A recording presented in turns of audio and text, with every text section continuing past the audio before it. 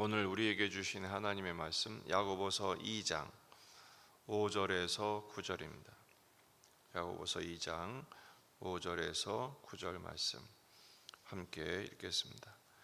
내 사랑하는 형제들아 들을지어다.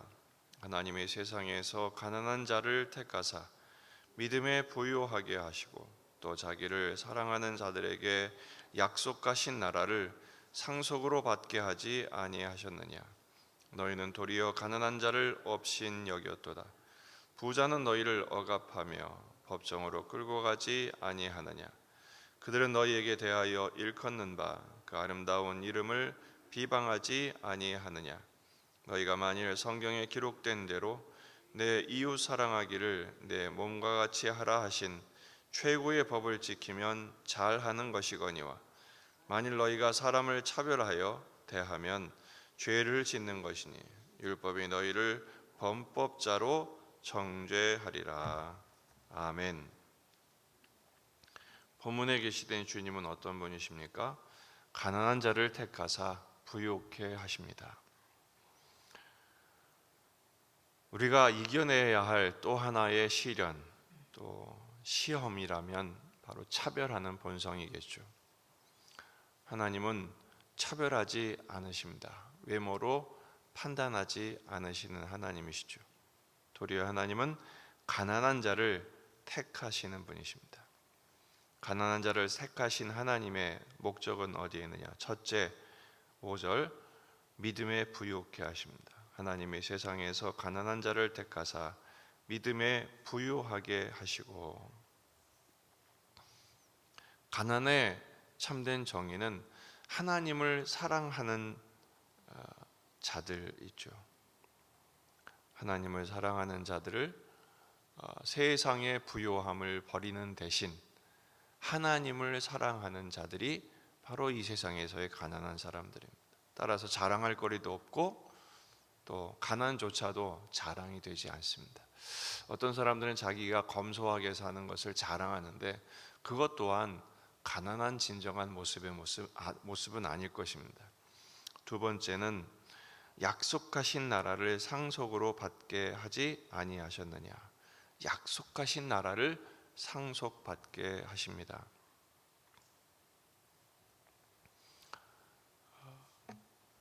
또한 믿음에 부유케 하시는 하나님께서 우리를 세상에서 가난하지만 믿음에 부유하게 하시고 또 약속하신 나라를 상속받게 하시는 하나님. 그런데 도리어 너희는 뭐 했느냐? 6절 너희는 도리어 가난한 자를 업신 여겼도다. 물질주의에 붙들려서 그리고 귀족주의의 세상의 가치관에 매몰되어 가난한 자를 업신 여기지 않았느냐. 그래서 금가락지 끼고 아름다운 비싼 옷을 입고 온 사람 보면 여기 앉으세요, VIP 대접하고, 가난한 사람은 서 있든지 발등상에 앉든지 마음대로 해라 이렇게 했다는 것 아닙니까? 그 부자들, 너희들이 그렇게 좋아하는 부자들은 무슨 일을 했느냐? 6절 너희는 도리어 가난한 자를 업신 여겼도다.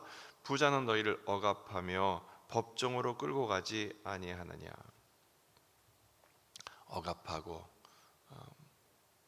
무전유죄죠. 법정으로 끌고 가서 고소하고, 심지어 7절 그들은 너희에 대하여 일컫는 바 그 아름다운 일을 비방하지 아니하느냐. 하나님이 주신 그 명예를 비방하고 모독했다라는 것입니다. 따라서 너희는 가난한 자를 택하사 부유케 하시고 약속의 나라를 상속케 하신 그 하나님의 사랑을 받았다면 해야 할 일이 있다라는 것입니다. 바로 8절 너희가 만일 성경에 기록된 대로 내 이웃 사랑하기를 내 몸과 같이 하라 하신 최고의 법을 지키면 잘하는 것이다. 이웃을 사랑해라. 그 하나님의 조건 없는 차별 없이 신 사랑을 받았다면 너희 또한 사랑하는 자가 되라 라고 말씀하시는 것입니다. 그러면서 단서를 달기를 9절 만일 너희가 사람을 여전히 차별하여 대하면 죄를 짓는 것이니 율법이 너희를 범법자로 정죄하리라. 차별은 죄입니다. 주님이 가난한 자를 부르시고 차별하지 않으신 이유가 무엇입니까? 자랑할 것이 없게 하신 것이죠. 고린도전서 1장 26절, 형제들아 너희를 부르심을 보라. 육체를 따라 지혜로운 자가 많지 아니하며 능한 자가 많지 아니하며 문벌 좋은 자가 많지 아니하도다. 그러나 하나님께서 세상에 미련한 것들을 택하사 지혜 있는 자들을 부끄럽게 하려 하시고 세상에 약한 것들을 택하사 강한 것들을 부끄럽게 하려 하시며 하나님께서 세상에 천한 것들과 멸시받는 것들과 없는 것들을 택하사 있는 것들을 폐하려 하시나니 이는 아무 육체도 하나님 앞에 자랑하지 못하게 하려 하심이라. 우리가 차별하는 이유가 뭡니까? 돈 있는 사람, 힘 있는 사람, 지식 있는 사람, 강한 사람들을 좋아하기 때문입니다. 왜냐하면 그게 이 세상의 자랑이니까요. 자기도 거기에 붙어서 같은 자랑의 대상이 되고 싶었던 것입니다. 그러나 하나님은 그런 사람들을 부끄럽게 하십니다. 왜냐하면 자랑할 것이 없게 하시려고. 오직 약할 때 강함되게 하시죠. 주님이 가난한 우리를 부르신 목적이 뭐예요? 최고의 법을 지키라는 것입니다. 내 몸과 같이 내 이웃을 사랑하라. 차별 대신 사랑하라는 말씀을 우리에게 명하시는 것입니다. 왜냐하면 예수님도 가난한 자로 오셨어요. 예수님이 가난한 자로 오신 그 이유가 무엇입니까? 우리를 부욕해 하시기 위함이죠. 고린도후서 8장 9절, 우리 주 예수 그리스도의 은혜를 너희가 알거니와 부요하신 이로서 너희를 위하여 가난하게 되심은 그의 가난함으로 말미암아 너희를 부요하게 하려 하심이라. 물론 우리가 이 세상에서 하나님이 필요한 물질을 주시고 또 부요케 하기도 하십니다. 여기서 가난하다는 것은 심령이 가난한 것을 말합니다. 산상수훈에서 말씀하신 것처럼 심령이 가난한 자는 복이 있나니 천국이 저희 것임이라.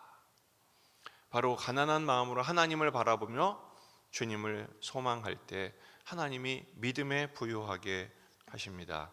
천국이 우리 것이 되게 하십니다. 가난한 자를 택하신 하나님의 은혜를 감사하십시다.